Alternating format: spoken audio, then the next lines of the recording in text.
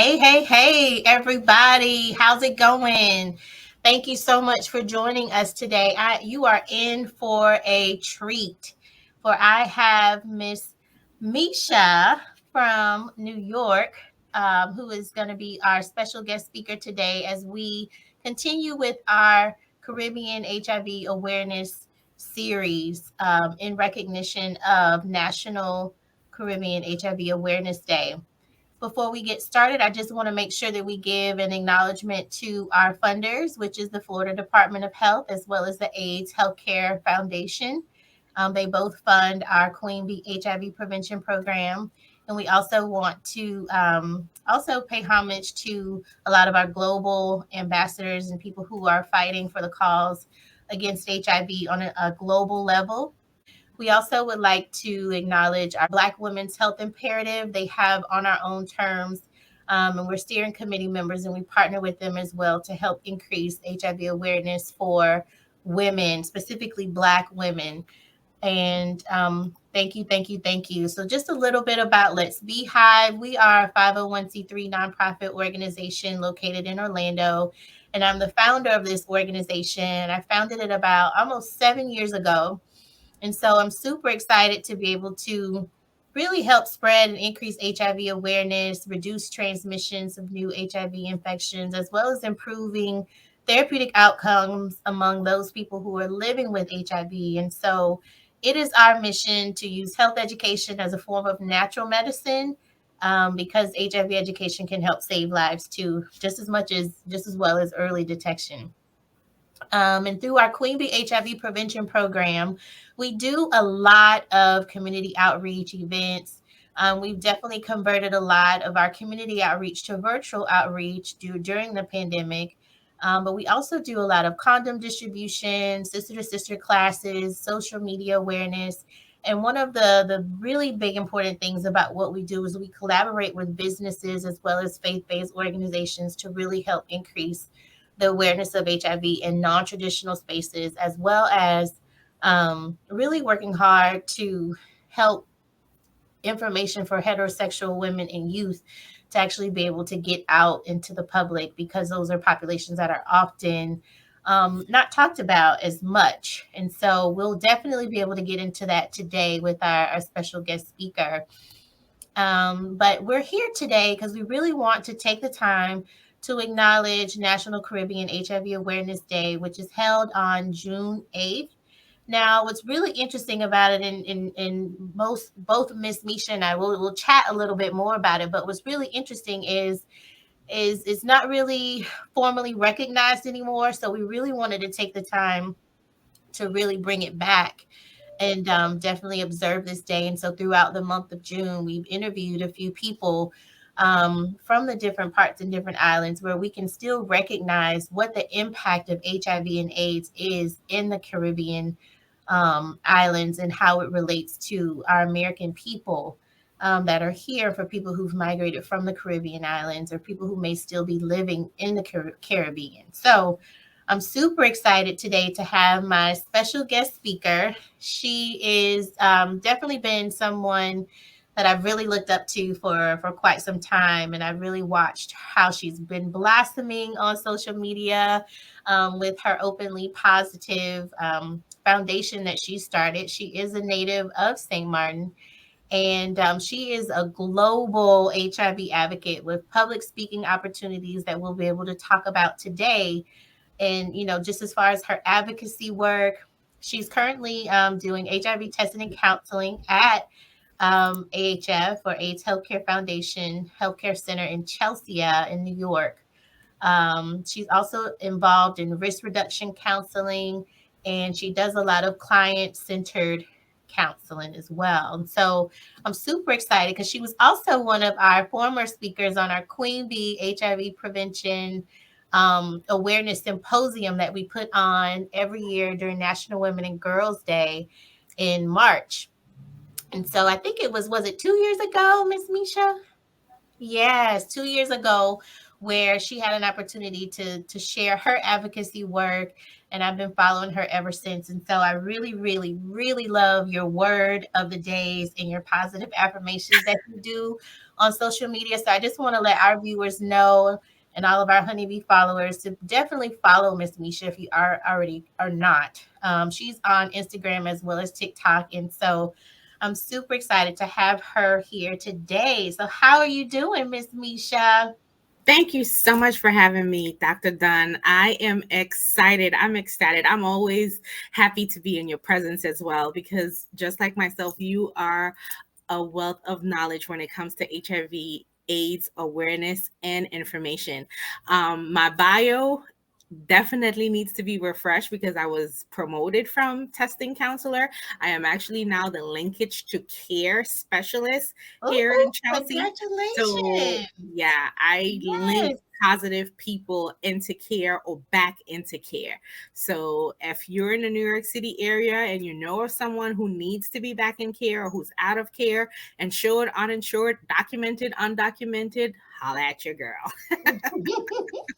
Yes, I love that. Yes, definitely make sure let the people know where are you, how can they get a hold of you, but definitely Yeah. for this topic, if you could just share with us your experience being from St. Martin and living in the Caribbean, how was that experience growing up, and share, how you came over to the United States and everything, all that good stuff.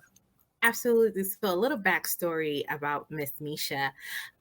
So, I'm originally from Sint Maarten, well, born in Guadeloupe, raised in Sint Maarten.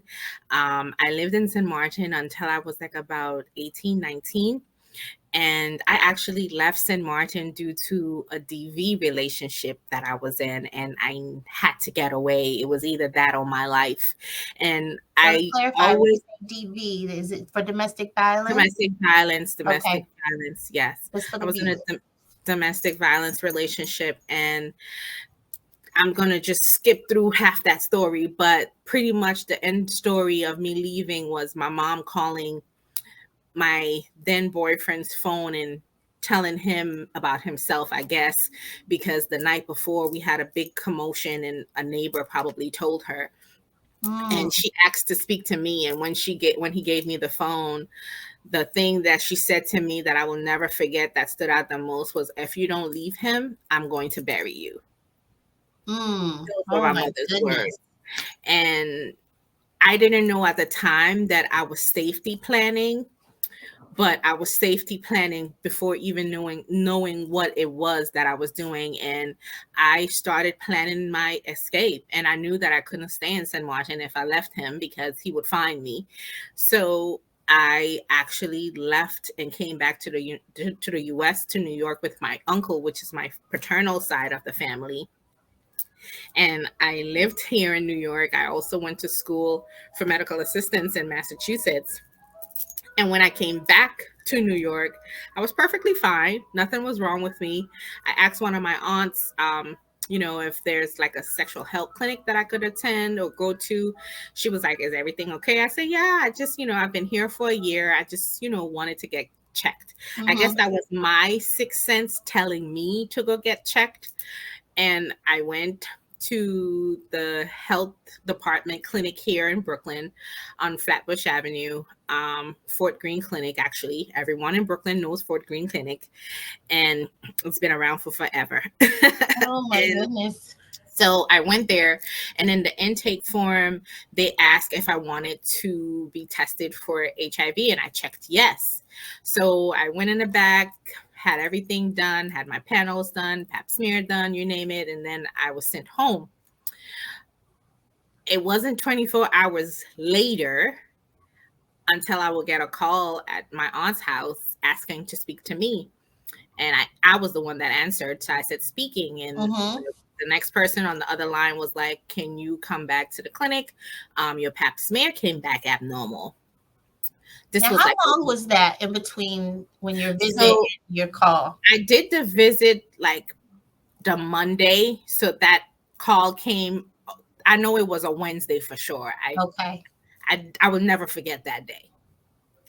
So it was early. So then I said, I could come today. So I got dressed and I went back to the clinic by myself because I remembered where to go. I signed in, I got a number.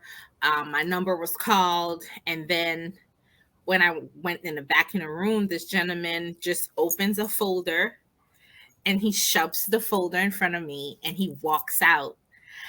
All I remember What? is, yeah, What? that's how they disclosed to me. Oh my And gosh. all I What year remember, was this? 2003. Oh my God. Yeah. October 15, 2003. And I remember just looking at the paper, and it's like there's all these papers, but the top paper has whatever on it in a big red circle with a big positive sign in it.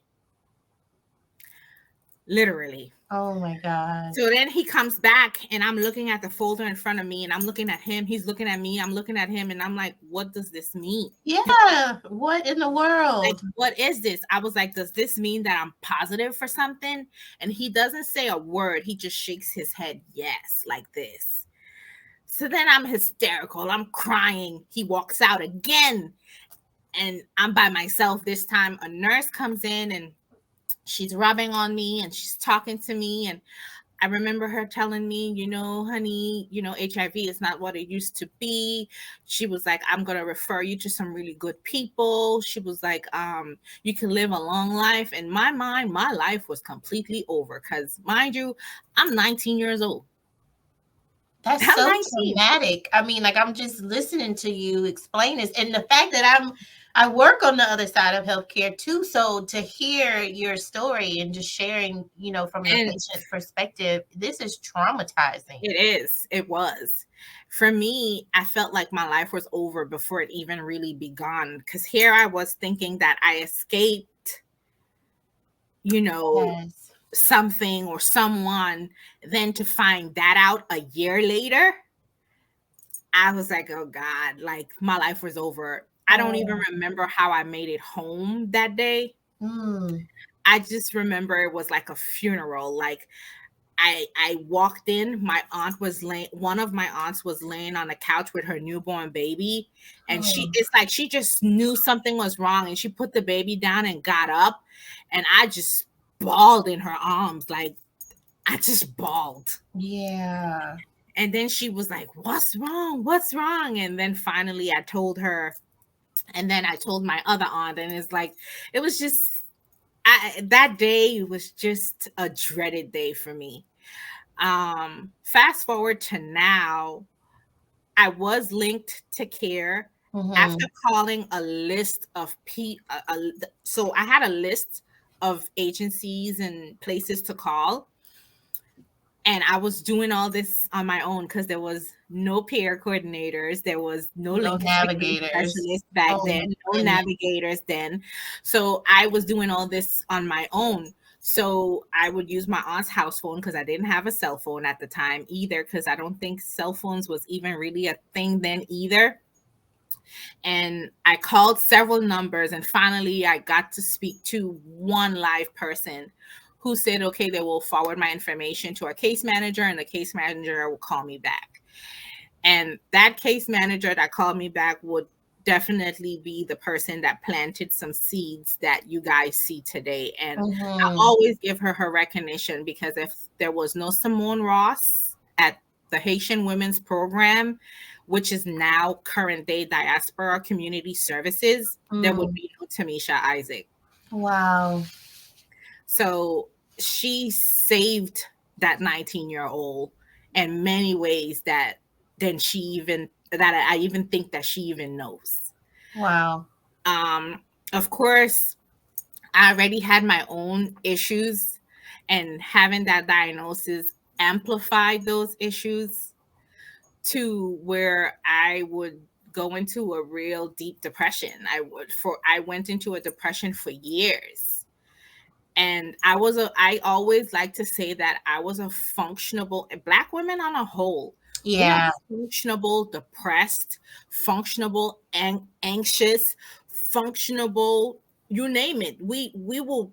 put out whatever we got to put out and put on and go out there and do what we Yeah. have to do. Meanwhile, inside we're dying and nobody That's knows. that strong black woman myth that I don't necessarily agree with, but it's unfortunate that we're perceived that way, as if, and we take on that title of thinking we have to be strong and push through it, and operating through stress, PTSD, anxiety, depression. Oh, thank God for Miss Rose. Is that what you said her Miss name was? Ross, Oh, Miss Miss Ross. Ross. Yes, Yes. thank God for Miss Ross, because you are such a powerful woman, Miss Misha. And I think with your story, your advocacy, and everything that you're doing, that your testimony has brought strength, resilience, and courage in helping people transform through your openly positive organization. Can you tell us a little bit more about your advocacy? And thank you for sharing your transparency too with your diagnosis and how it happened. And I'm so sorry that that happened, even though I wasn't there all those years ago. But just as a being someone who works in healthcare, someone who I also previously was a testing counselor, and just knowing, when you give those results to someone,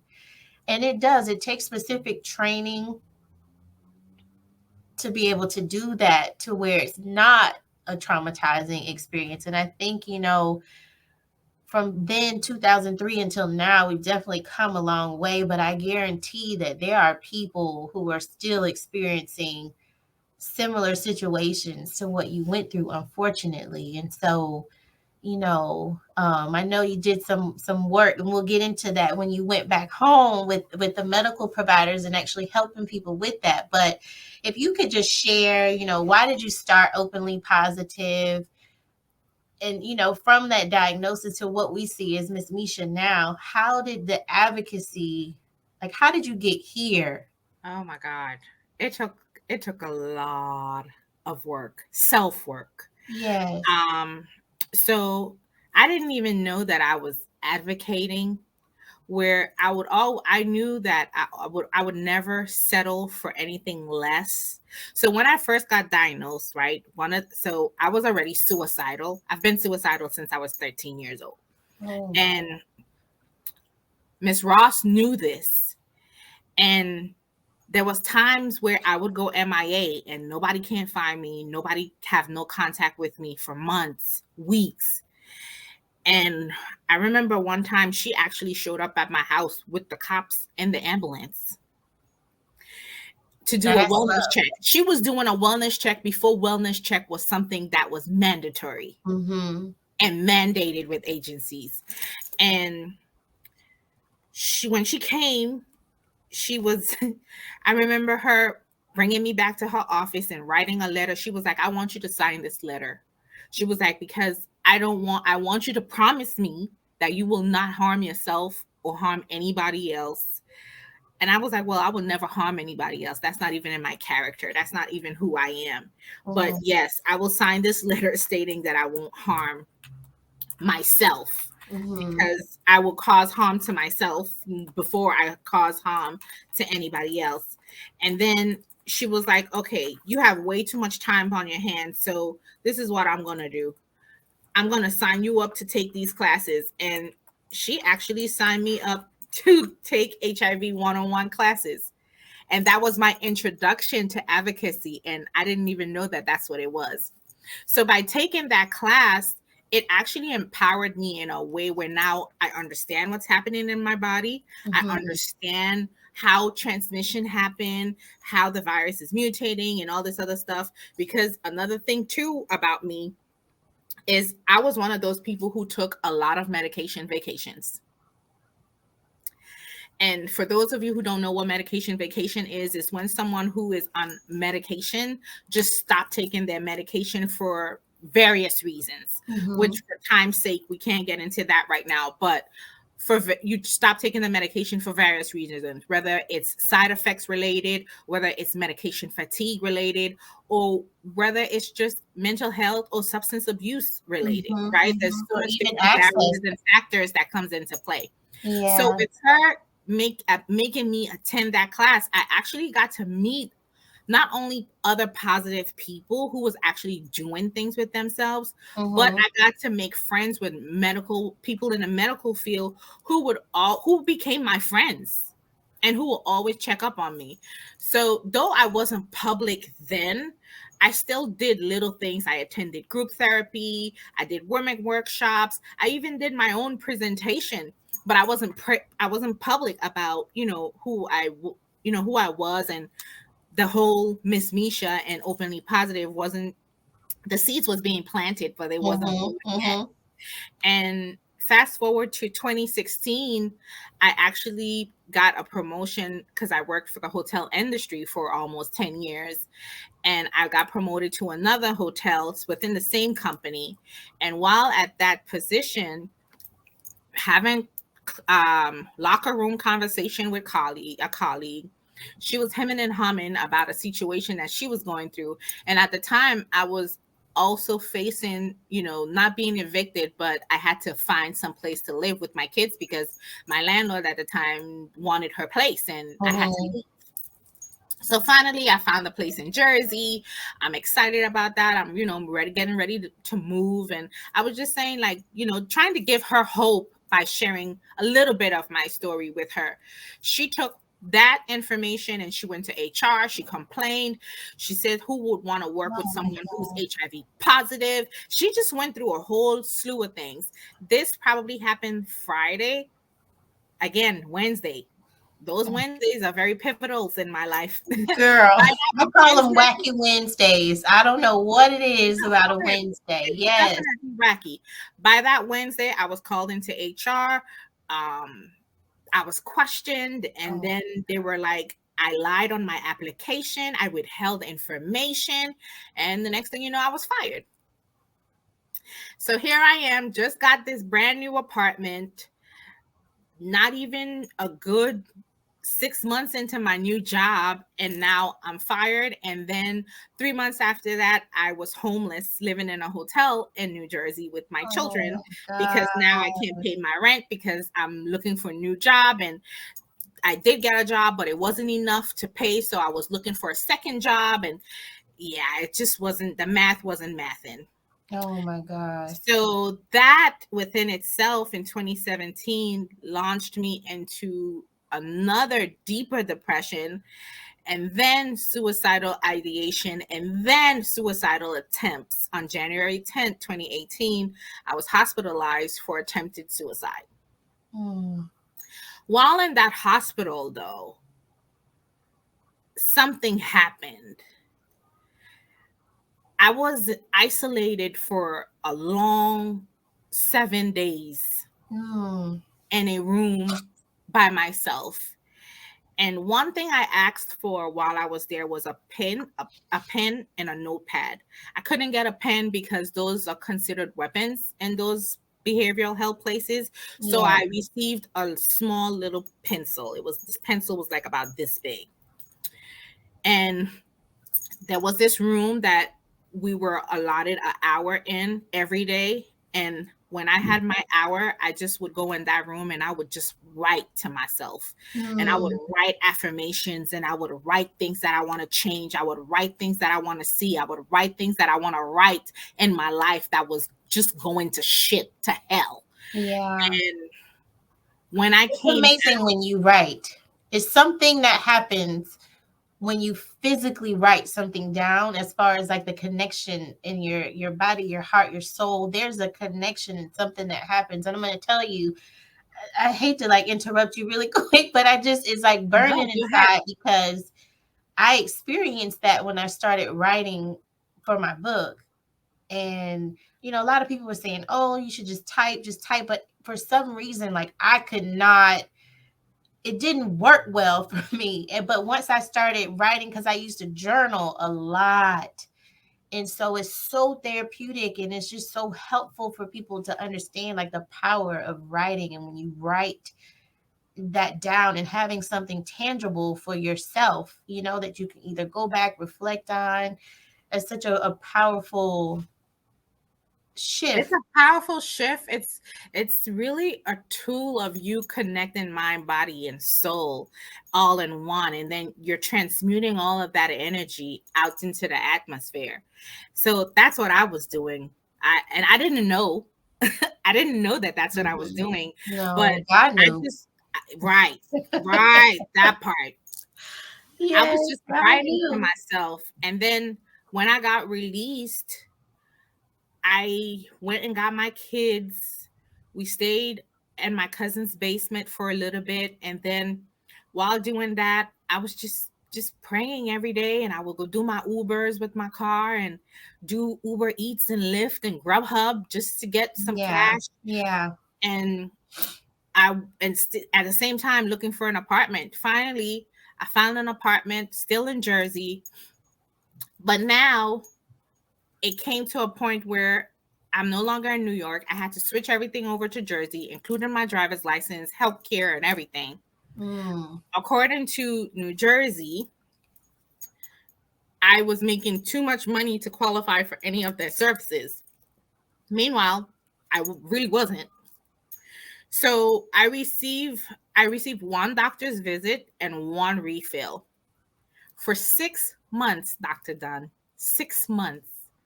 I was fighting with New Jersey, the medical facilities and agencies to get assistance for my HIV medication. They yeah. did not care.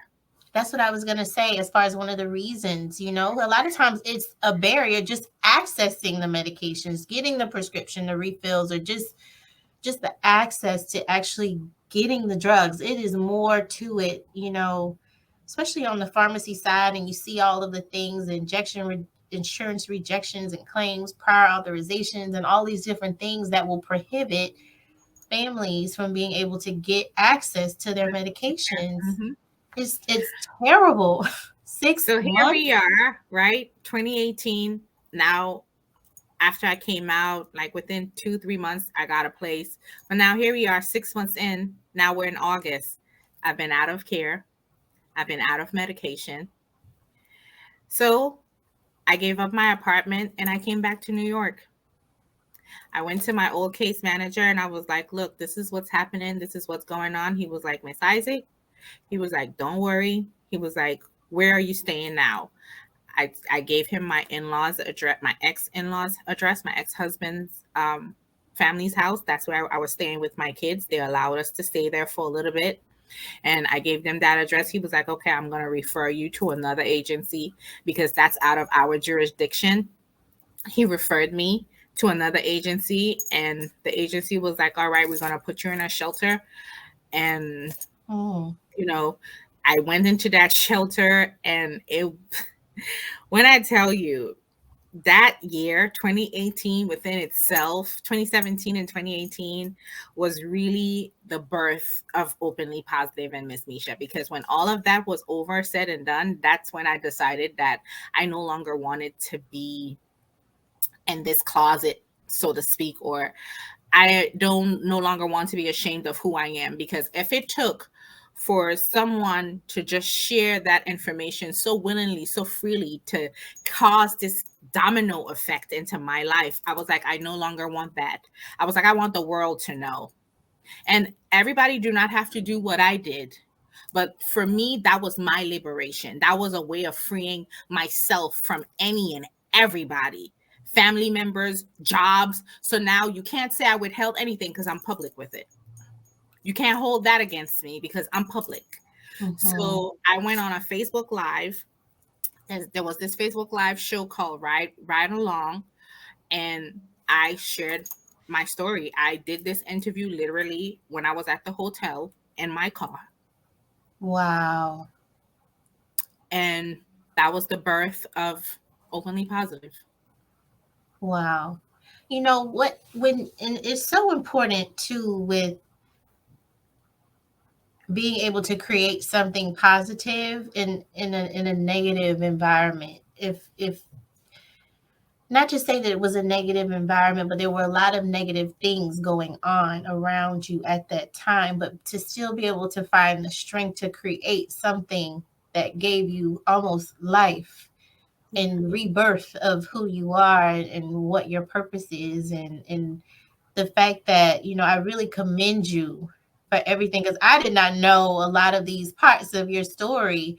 And I know, I've been following you and everything for a while, but, I just think in like little bits and pieces. So I'm so honored that you're willing, one, to share that, because I think it's so important, and your story can resonate and touch so many other people who may be experiencing some of those exact same things, if not less or even more, to understand that your lived experiences are real, and it's important, and it's so inspiring to see where you are now, that you've been able to overcome all of these obstacles and things that were, that could have prevented you from creating openly positive. And so, speaking of like your Caribbean background and St. Martin, and how does that affect with your culture, being able to talk about these things and actually be openly positive? Like the name for that is just so, there's so much strength in even just saying that name, of your business and your advocacy work. And I love everything that you're doing, but how can this resonate with other women that are in your community, that are of your culture, even just Black women in general, as far as, So for me, right, when I did that, of course, coming from a Caribbean background, at first there was a lot of backlash, there was anger, there was calls, take that down. There was, why, how could you do that to your mom? Whereas they all missed the point. It was never about anybody else but me. but you, yes. And for people who, not just Caribbeans, because I feel like Caribbeans and African Americans, though we may be on two different countries or islands, right? We sometimes have a lot of things ingrained and rooted in us from generations before us that are very similar. Mm-hmm. Um, for my mom, right, it was pretty much she felt ashamed. She felt like I brought shame to her. Mm-hmm. And she didn't understand that I was really liberating her by liberating myself. Now she sees it. Now she understands it. And now she's very proud of me. But in the moment, it was like I died. Oh my goodness. Again. Yeah. Oh. And it was very hard. It was a hard pill for her to swallow. And even some people, like now with me doing this advocacy work, so by me becoming open, it actually opened the door for so many different things, right? And by me being openly positive, now I'm able to go back home authentically me and share information. So last year, in the midst of a pandemic, I created this initiative called the Crimson Queens. And the Crimson Queens is not just about me, but it's about any and anybody Mm-hmm. who is living with the diagnosis, especially one of with HIV, Black women who can live their authentic selves, be liberated, be open, and who is willing to share their lived experience with other women who looks like them, who is afraid of doing so. So last year I went back to St. Martin for like a week, and I had like a week full event where it wasn't just myself, it was me and another advocate. And we went back home to my home country and we just poured information and we just raised awareness. And by me doing that, other doors open where now I'm able to do work with my local government to bring awareness and to bring HIV to the forefront and to also make it a public health issue. Because Though Sint Maarten is a small, tiny island, it's one of the smallest. It's only 37 square miles, and it's ran by two separate governments. So access to care look different from one side of the island to the other. 37 miles. 37 square miles. Wow. Wow. Literally. It's not even half of Florida. Just And saying. it's two governments. I can't even just you saying two governments, because I was So wondering. I was like, is St. Martin the same thing? it's the same thing, same island, just spelled differently because of politics. So Yes, Saint yes. Martin with the Martin is the French side of the island, which is Okay. run by France. It's a French territory. Okay. Saint Martin, Maarten, is Dutch, and it's a country Saint Martin now, but prior to that was ran by the Netherlands, which is Dutch government. Wow. Wow. Yes, I wondered about that. Um, so I know you just recently went back there. So you went last year and you were able to go back again this year. So it actually opened more doors by being openly positive for that community, right? Yes. So this year I actually just got back this past Sunday, myself and Davina O'Taller Connor. She was my American advocate guest this time, and we were invited by the American Medical University of the Caribbean Wow. to speak to new physician on to get one-on-one experience with people living with HIV. So we had a full week event, 2 days with the medical students.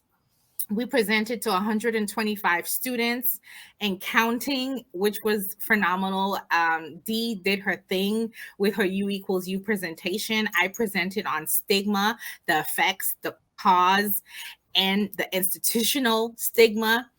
The students had a lot of questions because a lot of things we were bringing to their attention they were unaware of. Mm-hmm. Um, It's like a full circle. Circle, Full absolutely, circle. absolutely. And then we were able to have two interviews on two local radio station, one of them being Laser 101 and the other one Tropics, which is a Caribbean radio station in Sint Maarten.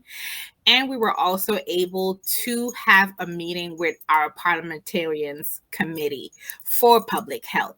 Wow. Because on the Dutch side of the island, for those of you who don't know, Yes. access to care for people living with HIV is really hard, especially for the undocumented and for the uninsured. And Dr. Vanash, who is a retired, he's actually the infectious disease specialist emeritus of St. Maarten. He wanted my voice and Dee's voice echoed on that meeting with him so we can let the government know that HIV is actually a public health issue and it's not a private issue.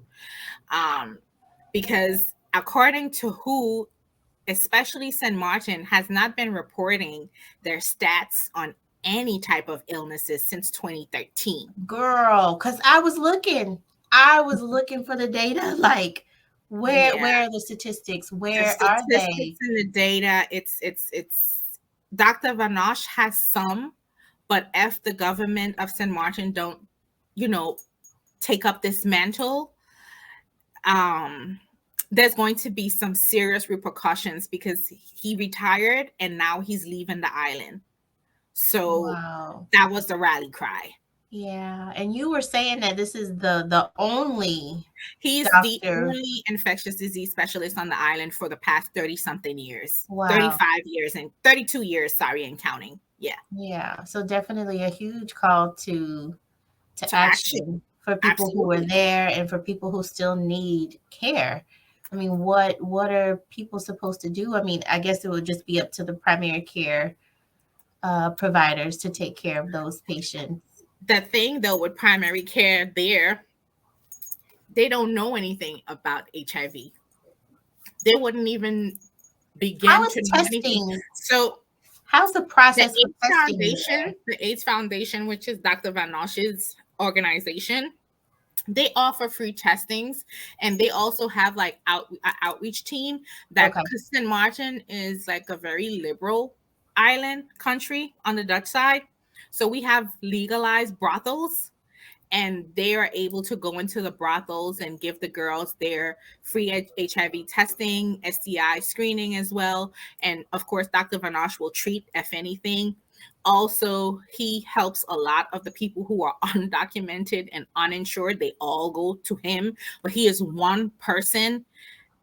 He's one person. Yeah, that's a Um, lot. it's a That lot, that exactly. is a lot. And also, they give out free condoms and lubes to the community and to the girls as well. On the French side, we have an organization called ed, which is spelled like AIDS, but it's ed means help in French. Oh, okay. And I with love that, that. yeah, with that organization, they oftentimes collaborate because they have a mobile testing van. And with that testing van, they're able to go into some other communities where testing, they don't have access to testing, or they wouldn't leave the community otherwise. Mm-hmm. So they collaborate together with each other like that. Now, on the French side of the island, access to care is a lot more different, because on the French side of the island is a little like America. It doesn't matter of your immigration status or your insurance status. As long as you test positive for HIV, there is resources to help you access Okay. care and stay into care. So the Yeah. French side of the island is a little bit more like that in that sense. However, on the Dutch side of the island, it's not that easy. It's not that simple. And we're trying to make access a little bit more easier, and also to keep the transmission rate down, right? The whole premise of bringing awareness to something is to keep it from becoming something bigger than it should be. And I think with Mm-hmm. proper implementation, risk reduction, and also adhering to certain plea that, i.e., myself, Dr. Vanosh, is doing, and with the help of other organization as well, such as my own that I work for, AHF, we're able to make the government see that, hey, this is going to be a major problem if this man leaves and you don't have nothing in place. The Yes. transmission rate is going to spike, and you're going to have a real problem on your hands. Yes, because the treatment is so important. Now, are they familiar with PrEP and PEP and So they do know of prep and pep. Again, it's all about, so there's one doctor that Dr. Vanash was able to train barely to maintain care for the HIV patients that he was caring for. So it was like a warm handoff. okay. But as far as prep and pep goes, the way how they're not very well educated. So when they're not educated about it, they're reluctant to To prescribe. yes. So there's definitely a need in that area too, as far as the prevention realm, for being able to go down either the positive or negative Hmm. care continuum or the cascade for treatment or prevention. Absolutely. Is so so so important.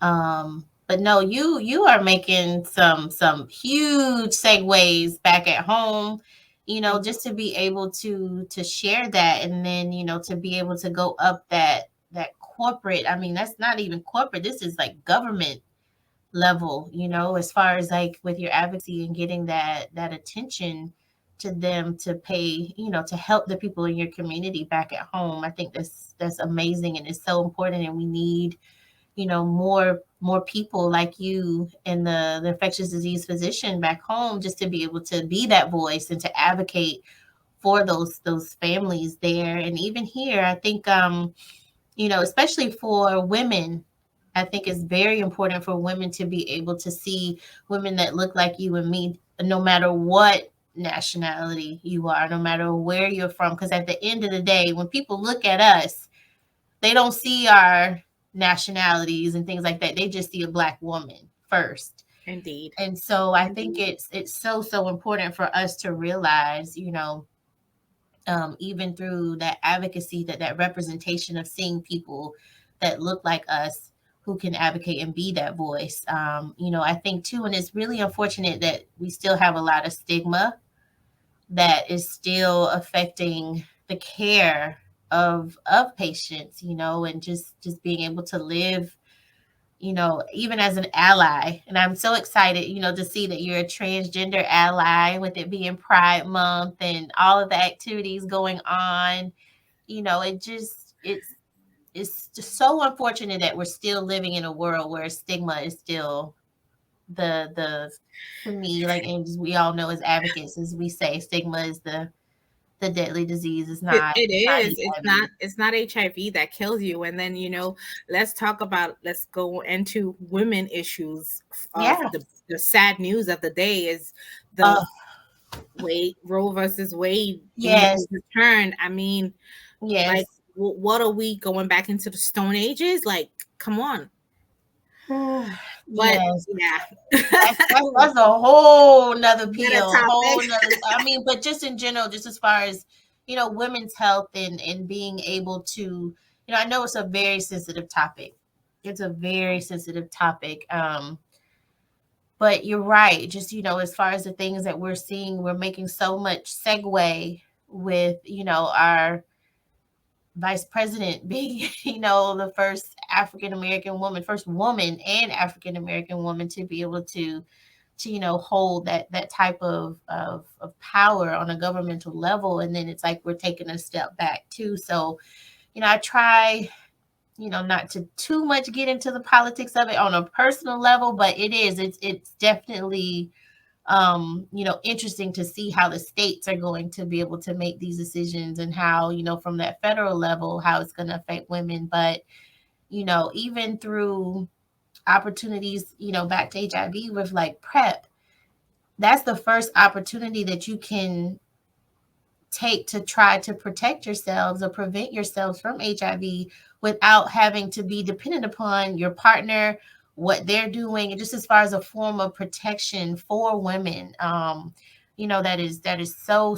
empowering. And I think, even through situations with domestic violence that you mentioned earlier in their story, that women who we partner with, the organization here in Orlando, it's called Stand Up Survivor, and they focus on domestic violence. And so just a connection, and we provide a lot of HIV education for their annual conferences and programs that they put on for people who are either currently still in experiences with domestic violence, or just recently coming out, still healing from that process. And it's just so important, that as women, because that's a whole nother aspect too, that I feel like, there's another area that you don't really have a lot of control over. But being involved in domestic violence or intimate partner violence, it increases the risk of transmission for HIV up to like 4 or 5 times higher,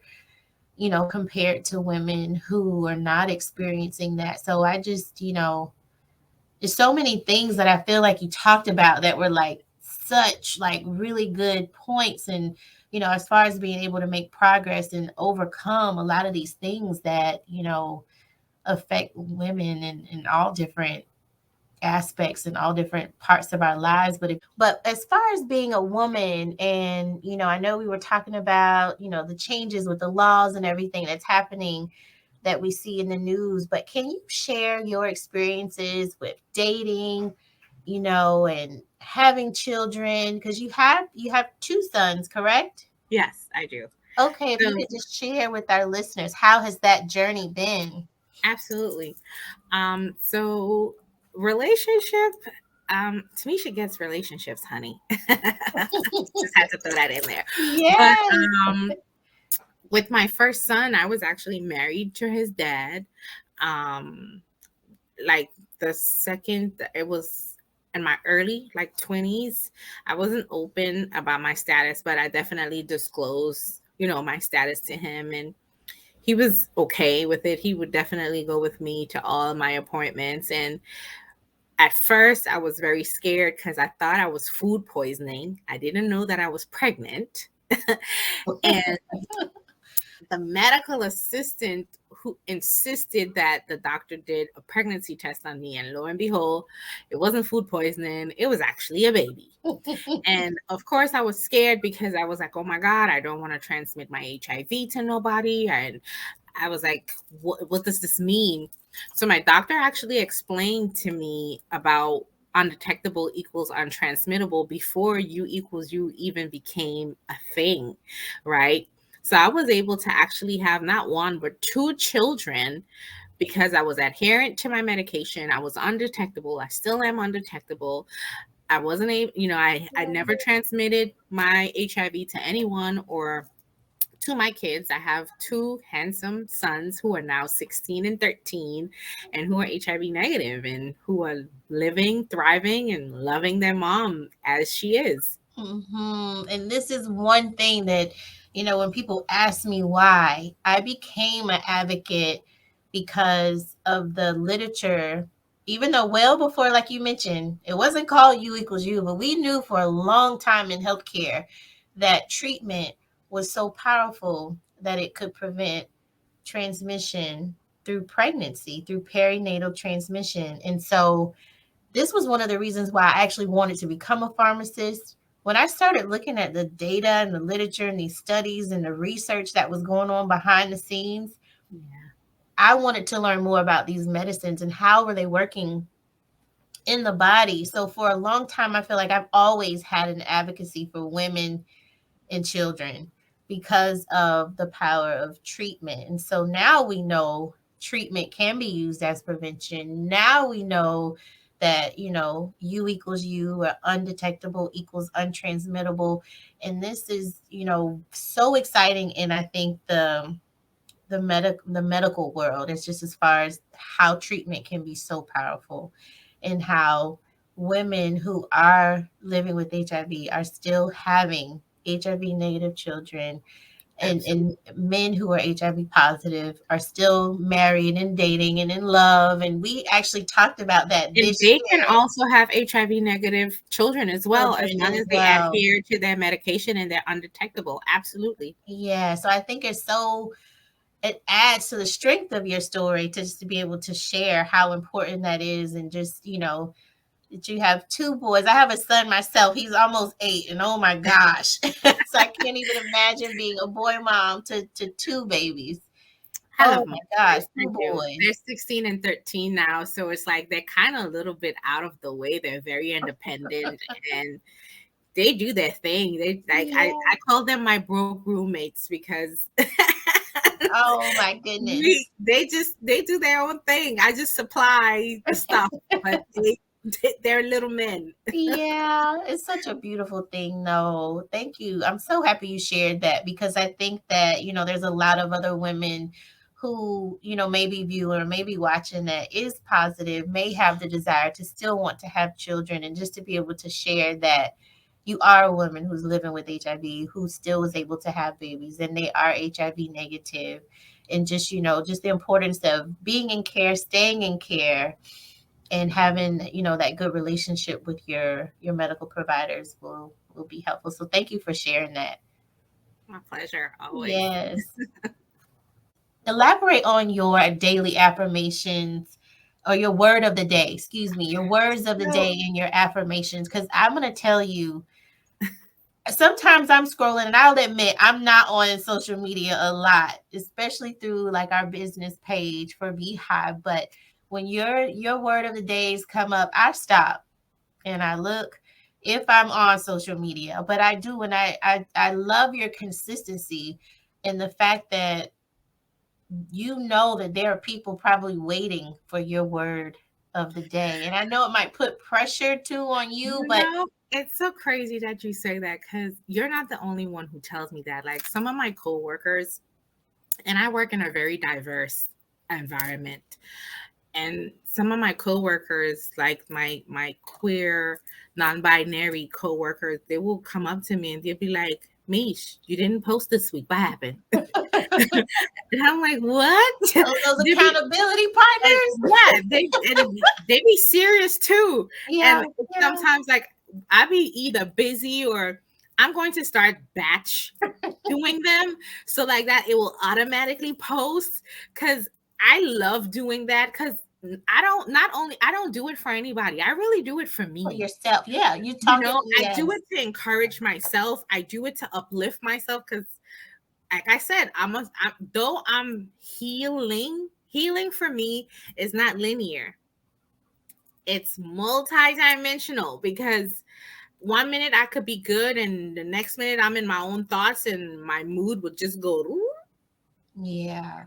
And so like I'm in therapy, and like I have my therapy sessions every Thursday. When I first started doing therapy, my therapist question to me was, "Why are you in therapy, Miss Isaac?"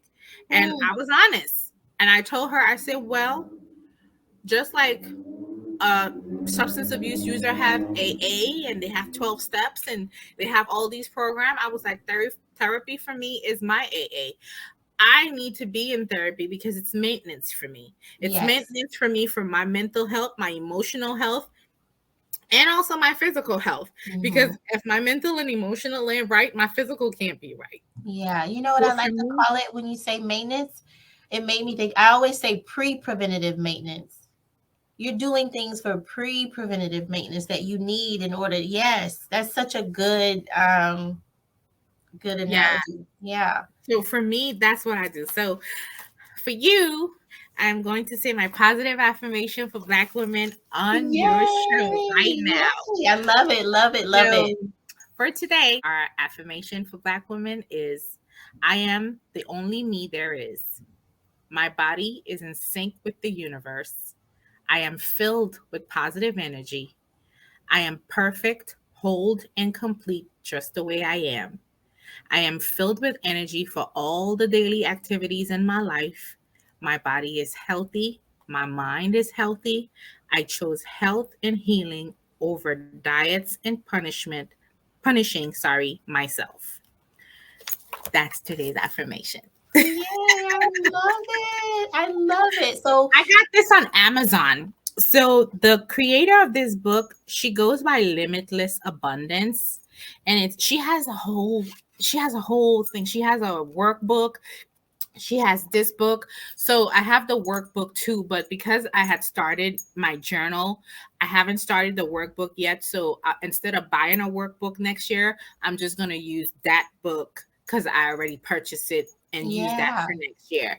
But I love this because I just open a random page and Mhm. it speaks to my day, it speaks to my moment, and I recommend anybody to get this book. You can find it on Amazon. It's called Positive Affirmation for Black Women, and the author Mhm. is Limitless Abundance. That's her name on TikTok for sure, I know, and also on Amazon. Oh, I love it. I love it. Thank you so much for sharing that, Miss No, Misha. my pleasure, Dr. Dunn. My pleasure. It's always a pleasure Yes. being in your It presence. is. You bring me so much joy and so much happiness. I think a lot of people, they look at me and they try to figure me out, and I feel like I've experienced stigma by association and people just trying to figure out why. Why is she doing this? Because it's people like you and your stories and the power of sharing that. And I really want to highlight and really give you your flowers and praise you now. If Thank nobody else you. does it, I just Thank feel you. like, this is such a topic that is so important and everybody can learn something from it. And with National HIV Testing Day coming, on today, June 27th, and then also with Long Term Survivor Day this month in June, in addition to the Caribbean American HIV Awareness Day. It's just so important, that we bring light to these situations and to help people understand, because at the end of the day, we all have a status And we all are human. and we're all human. It doesn't matter, so much so on the status is, do you know yours though? Are you getting Exactly. tested? Exactly. And just really trying to help reduce the stigma, because at the end of the day, we're all human and we all are worthy and deserving of love and just being in a more uplifting and positive environment. Girl, when I tell you the Beyonce song, oh my gosh. She got you in a chokehold. Girl, when I tell you that song is everything, and I just feel so, bad that she's getting some backlash about the song, and I think people are You just taking know, you things, can't please everybody. you That's cannot. one. And what I have my this experience, right, of me from me not being open to me being open, I also realized where my boundaries was very poor. I had very poor boundaries because I had very low self esteem and self belief in myself. Once I Mm, started empowering myself, educating myself, getting all these certificates, and learning and speaking from a factual place, opposed to, well, I heard, or this one said, my perspective on my life changed. mhm, And the narrative that I allow others to place on me also changed because I no longer accept certain things or mhm, behaviors. And I am quick to nip things in the bud yes, right away. I'm not going back and forth with you, but what we're not going to do is we're not going to disrespect me, one, and we're not going to not misgender me but misstatus me, yes, because people love saying, oh, she have AIDS. No, she does not. She has yes, an HIV diagnosis. She is HIV positive and she is undetectable. So you are not going to walk around saying, oh, she has AIDS, the girl with AIDS, because I do not have AIDS. mhm. It's so important for people to understand because Oh, it is a absolutely. difference. Language Yes. matters. One, language matters. And when you set some standards for yourself and you check your boundary meter and you adjust that, like, people can't mess with you. Mhm, They mhm. can't mess with you. And that in itself is threatening. It's threatening to And them very because intimidating you're to you're people. you're rattling parts of them that they, one, probably don't want to deal with, two, too scared to deal with or face, and three, now you're outing them without even outing them. So, Mhm. and it's just, it's sad, but at the same time, I'm not letting any petty baby Betty rain on my Yes. parade. No, nobody's gonna break your soul, right? You can't break my soul. When I tell you that song was is so powerful, and if people would just take the opportunity to listen to what she's saying, not necessarily saying, you know, she's telling everybody to quit their jobs. No, I feel like in that moment when you're listening to that song for whatever you're going through, to release whatever it is, and not to allow someone to tear you down. And I think, your life, your advocacy, everything that you're doing, Miss Misha, is such a representation of that. You know what I mean? So I just really want to, Thank you. leave on a good note, a positive Thank note. you. That Thank you. affirmation just, set us off with everything. Your story, I think, is so powerful. And I just want to encourage you to continue through your advocacy. I am definitely a huge supporter, cheering for you along the sidelines, just really, really rooting for so many of my female advocates, not even just for females, but for all advocates, for everybody. And just to continue on, because it is hard. It is a lot of work. It is stressful and overwhelming for us at times. And we're all battling this pandemic and trying to get through the gas prices. Oh my gosh, everything. Like, we're all trying to do the best that we can, So I just, really want to encourage you to keep doing what you're doing, because you are speaking to a lot of people. And I think, you have the ability to really help people. I feel like there's so many people attached to our lives and what we're doing and our calling and what we're meant to do, and we're all interconnected somehow, so I agree. I agree. keep doing what you're doing, Queen. And I can't wait to Thank continue you. to see what you're doing with your Crimson Queens and Openly Positive. And congratulations on the promotion at your Thank you. job. Thank you. Just Thank you. Thank you. everything, God definitely has his hands on you. And your Amen. testimony is powerful, that you've been able to overcome that, and you're still pushing, kicking, living, and thriving, every day. So thank you so much for your Amen. time. And if you want to share with everybody to let them know how they can follow you or any Absolutely. So you can last follow word. me on IG and TikTok and Twitter at Ms. Misha 721. So it's MIIZMISHA 721. 721 is actually St. Martin's area code. Oh, I was wondering what that number meant. Yes, that's what the 721 is for. Um, and you could also follow me at Openly Positive. You could visit my website at www.openlypositive.com and you could donate. If you want to see more from the Crimson Queens and you want to invite us to your city, your state, your country, book a session with me. Visit my website, www.openlypositive.com. And of course, if you're in the New York City area or wherever you are, if you have a person that needs to be linked to care, because AHF is global, honey, I may be in New York, but I can make phone calls and we are interconnected. That's one thing I love about this organization. We are very interconnected with each other. I could be linking someone to LA or to Texas or Yes, to Florida, even. And all I got to do is just send a message to one of my colleagues because we're part of a whole linkage group yes, chat, and I'll be like, hey, who's in LA? Who's in Cali? Who's in Texas? Who's in Orlando? And I need somebody to yes. link this We patient. are And so happy that boom, there AHF we are. is in Orlando. So Yes, because definitely, if you know of someone who needs even counseling, they need counseling, they're having a hard time with their diagnosis, please don't hesitate to book a session with me or contact me via any of the methods of social platforms I just mentioned. Thank you. yes, and thank you. Good big shout out to AHF. They have been a huge support system. And so they are definitely well connected. We referred a lot of people to AHF to try to help get them into care.